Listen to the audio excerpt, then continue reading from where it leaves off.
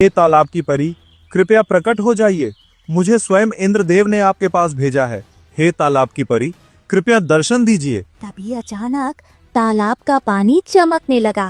पानी के बीच से एक तेज रोशनी निकली और देखते वहाँ एक सुंदर तालाब की परी प्रकट हो गई। बोलो गट्टू, क्या हुआ? तुम इतना रो क्यों रहे हो? हे परी, मुझे इंद्रदेव ने आपके पास भेजा है। मेरे मालिक की जान खतरे में है। उन्हें बचाने के लिए कृपया मुझे वो अमृत जल दे दीजिए। मैं तुम्हारे मालिक को जीवन दान दे सकती हूँ। मेरे पास यह अमृत जल है, लेकिन मेरी एक शर्त है। मुझे हर शर्त मंजूर है परी जी, बस मेरे मालिक को बचा लीजिए। आप जो कहेंगी मैं करूँगा। उस तांत्रिक ने मुझे इस तालाब में कैद कर रखा है। मैं तभी आजाद हो सकती हूँ जब जादुई अंगूठी के नक्शे के दोनों टुकड़े एक हो जाएंगे। क्या तुम मुझे आजाद कराओगे? मैं वादा करता हूँ परी जी, मैं अपने मालिक को आपके बारे में सब बताऊंगा। नक्शा मिलते ही हम आपकी मदद जरूर करेंगे। ये लो प्यारे गट्टू, ये कलश ले जाओ। इसका जल अपने मालिक को पिला देना, जिससे वो बिल्कुल ठीक हो जाएंगे। परी ने गट्टू को अमृत जल का कलश दिया। गट्टू ने दौड़कर राजू को वो जल पिलाया। जल की बूंदें गले से उतरते ही चमत्कार हुआ और राजू को होश आ गया। मालिक, मालिक आप ठीक हो गए? अरे वाह, ये अमृत जल सचमुच काम कर गया। मैं कहाँ हूँ? क्या मैं सो गया था? अरे मालिक, अब नाटक करना बंद करो। मैं हूँ आपका गट्टू। उस तांत्रिक और धनीराम सेठ ने आपको धोखे से मार दिया था। मैंने तालाब की परी से अमृत जल मांगकर आपको फिर से जिंदा किया है। गट्टू ने राजू को सारी बात बताई। उसने बताया कि कैसे उस दुष्ट तांत्रिक ने उसे मारा था, फिर कैसे वो मदद के लिए टापू वाले बाबा के पास गया और उन्हें बाबा की सारी सच्चाई बताई। अंत में गट्टू ने राजू को तालाब की परी की उस शर्त के बारे में भी बताया, जिसके पूरा होने पर ही परी उस कैद से आजाद हो पाएगी। अच्छा, तो ये सब उस बाबा का किया धरा है। उसने हमें धोखा दिया और उधर वो तांत्रिक। अब मैं वो जादुई अंगूठी पाकर रहूंगा। गट्टू, वो पहेली क्या थी? जरा याद करो, जो जादुई पेड़ ने हमें बताई थी। मालिक, पहली ये थी, मैं चलता नहीं फिर भी युग बदलता हूँ। मैं लेटा हूँ पर सबको थामता हूँ। मेरा रूप ऊपर दिखता है पर मेरा रहस्य नीचे। जिसे तुम खोज रहे हो वो मेरे भीतर नहीं, मेरे भार के नीचे। मैं चलता नहीं पर सबको थामता हूँ। गट्टू, इसका इशारा शायद धरती या किसी विशाल चट्टान की तरफ है। ध्यान से देखो, क्या यहाँ आसपास कोई ऐसा पत्थर है जो सदियों से यहीं पड़ा हो? क्योंकि पहेली कह रही है मेरे भार के नीचे है। तभी गट्टू के दिमाग की बत्ती जली। उसने अचानक जोश में उछलकर कहा, मालिक, क्यों ना हम उस तालाब की परी की मदद ले इस पहेली को बुझाने के लिए। शायद वो हमारी मदद कर दे। हाँ यार गट्टू, तू तो वास्तव में बहुत होशियार हो गया है। सीजन 2 तक आते आते इतना तेज हो गया, तो सीजन 10 तक पता नहीं तेरा दिमाग कैसा काम करने लगेगा। राजू और गट्टू वापस दौड़कर तालाब के किनारे पहुंचे। गट्टू ने आंखें बंद की और फिर से परी का आह्वान किया। तभी पानी में फिर से वही जादुई हलचल हुई और तालाब की परी उनके सामने प्रकट हो गई। बोलो गट्टू, आ गए तुम?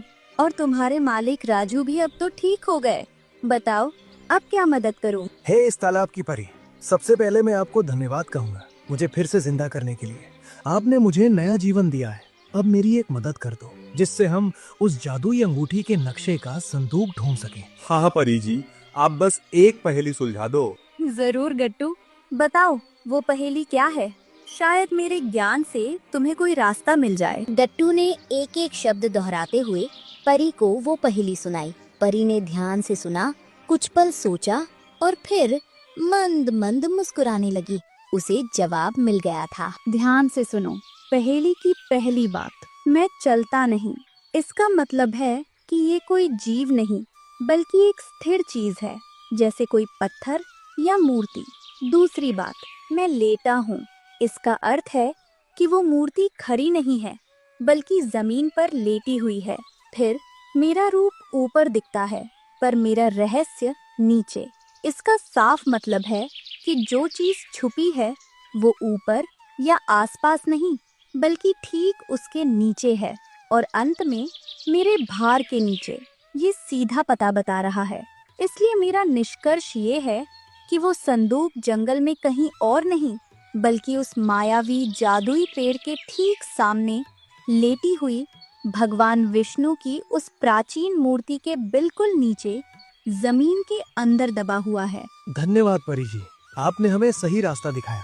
हम जल्दी लौटेंगे और उस नक्शे को लेकर ही आएंगे। राजू और गट्टू उस जगह पहुँचे। वहाँ पीछे एक विशाल पर्वत की चट्टान खड़ी थी और ठीक उसके आगे भगवान विष्णु की वो प्राचीन मूर्ति लेटी हुई थी। अरे मालिक, देखो, वो रही भगवान जी की मूर्ति। हाँ गट्टू, हमें यहीं भगवान जी की मूर्ति के आगे खोदना चाहिए। राजू पहेली के अनुसार उसी जगह खुदाई करने लगा।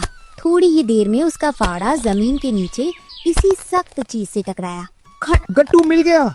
यहाँ से अभी आवाज आई, शायद यही है वो संदूक। तभी अचानक वहाँ से एक दिव्य रोशनी फूटी और साक्षात पर्वत देव प्रकट हुए। प्रणाम देव, कृपया हमें क्षमा करें, किंतु हमें उस नक्शे की अति आवश्यकता है।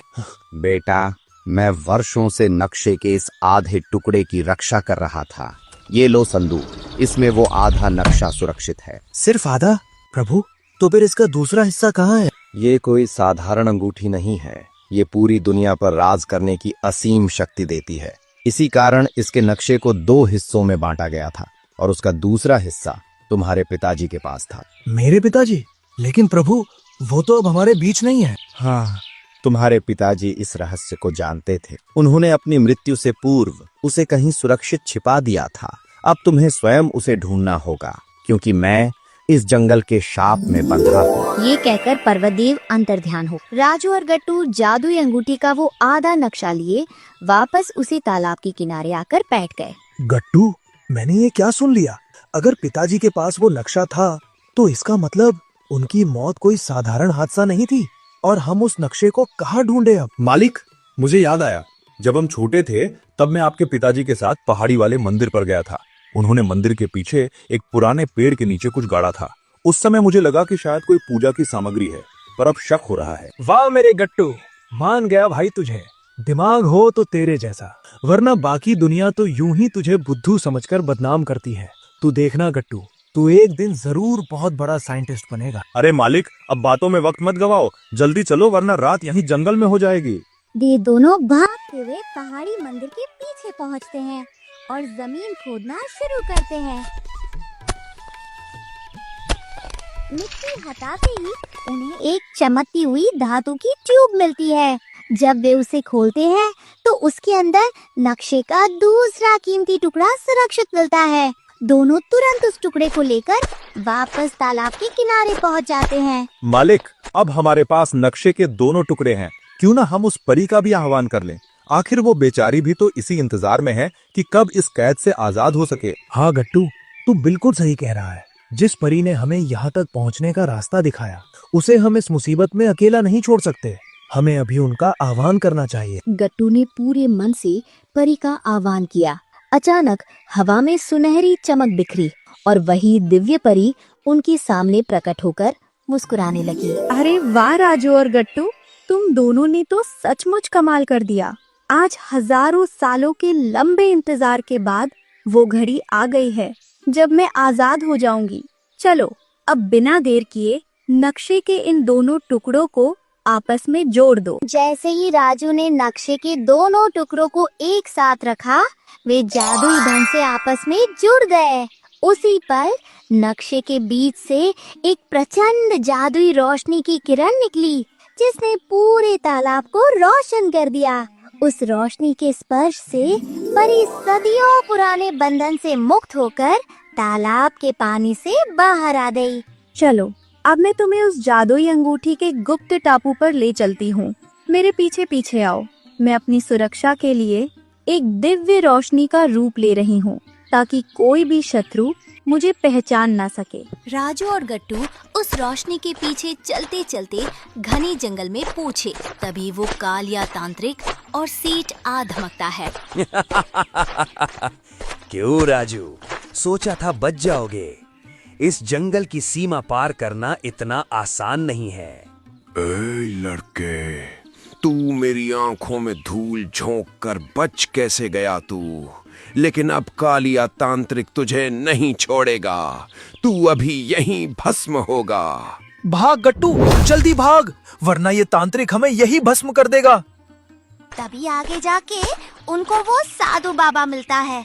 लाओ राजू बेटा, वो जादुई अंगूठी का नक्शा मुझे दे दो। नहीं मालिक, इसके बातों मत आना, ये वही बहरूपिया राक्षस है। तभी वो साधु अपने अस्तित्व में आता है और राक्षस का रूप ले लेता है। नहीं मिलेगा तुम्हें कोई नक्शा। दुनिया का 7वां अजूबा ऐसे ही किसी के हाथ में नहीं सौंप सकता। अगर प्यार से नहीं दोगे तो छीनना मुझे अच्छी तरह आता है। मैं जानता हूँ तुम वही हो जिसने मेरे पिता की जान ली थी। ये नक्शा और अंगूठी तुम्हें कभी नहीं मिलेगी। गट्टू, नाव की तरफ दौड़ो, हमें किसी भी तरह उस जादुई अंगूठी के टापू पर पहुंचना होगा। राजू और गट्टू उस दिव्य रोशनी का पीछा करते हुए नदी के किनारे पहुंचते हैं और एक पुरानी नाव में सवार हो जाते हैं। तभी अचानक चारों ओर का माहौल बदल जाता है। एक तरफ से अपने शैतानी इरादों के साथ तांत्रिक और सेठ ताड़ प्रकट होते हैं, तो दूसरी तरफ से वो खूंखार राक्षसा दमकता है जो अब तक उस जादुई टापू के साधु बाबा का वेश धरे बैठा है। रुक जा राजू, वो दोनों नक्शे के टुकड़े चुपचाप मेरे हवाले करते, वरना तेरा और इस गट्टू का अंजाम बहुत बुरा होगा। उधर तांत्रिक और सेठ भी लालच में अंधे होकर वहाँ पहुँच जाते हैं। राजू अपनी जान की भीख चाहता है तो वो नक्शे के टुकड़े तुरंत मुझे दे दे, वरना मैं अपनी तंत्र विद्या से तुझे यहीं भस्म कर दूंगा। तुम सब धोखेबाज हो, तुम सब मिलकर हमें फंसा रहे थे। याद रखना, मैं तुम में से किसी को भी नहीं छोड़ूंगा। मैं अगले एपिसोड में लौटूंगा तुम तीनों का खात्मा करने के लिए। तुम्हारे पिता ने भी अपनी आखिरी सांस तक वो नक्शा हमें नहीं दिया था, इसीलिए हमने उसे मार दिया। अब वही अंजाम तेरा भी होगा। अब तेरी बारी है। दुश्मनों को पीछे छोड़ राजू और गट्टू अपनी नाव लेके जादुई अंगूठी की ओर निकल पड़े। राजू और गट्टू एक टापू पर जा पहुँचे हैं, जहाँ सामने है एक डरावनी गुफा जिसके भीतर छिपी है वो जादुई अंगूठी। लेकिन क्या इस गुफा में सिर्फ अंगूठी है या राजू के पिता की मौत का कोई और गहरा राज? क्या वे इस गुफा से जिंदा बाहर आ पाएंगे? मालिक, ये टापू तो बिल्कुल वैसा ही दिख रहा है, पर यहाँ शांति बहुत ज्यादा है। ऐसी शांति मुझे अच्छी नहीं लग रही। कहीं ये किसी आने वाले तूफान का संकेत तो नहीं? हाँ गट्टू, तू सही कह रहा है, पर अब पीछे हटने का वक्त नहीं है। चलो अब इस गुफा के अंदर चलते हैं और उस जादुई अंगूठी को हासिल करते हैं। दोस्तों, राजू और गट्टू को वो जादुई अंगूठी तो मिल जाएगी, पर कहानी अभी खत्म नहीं हुई है। वो लालची सेठ, खूंखार कालिया तांत्रिक और वो धोखेबाज राक्षस, वे तीनों अभी जिंदा है। और याद रखना, वे हार मानने वालों में से नहीं है। वे अब भी अंधेरों में छिपकर उस अंगूठी को छीनने की खतरनाक साजिश रच रहे हैं। खेल तो अब शुरू हुआ है। दोस्तों, अगर आप चाहते हैं कि मैं इन दुश्मनों को सबक सिखाऊं, तो कमेंट में राजू रिटर्न 3 जरूर लिखना। वीडियो को लाइक करना और सब्सक्राइब करना तो बिल्कुल मत भूलना, क्योंकि तभी मैं इनसे बदला ले पाऊंगा। मुझे आप लोगों का पूरा सपोर्ट चाहिए। तो देखते हैं पार्ट 3 के लिए कितने लाइक और कमेंट्स आते हैं। दोस्तों, क्या राजू अपने पिता की मौत का बदला ले पाएगा? क्या होगा जब राजू जादुई अंगूठी के साथ उनसे बदला लेने वापस गांव लौटेगा? इस महासंग्राम को हम देखेंगे पार्ट 3 में।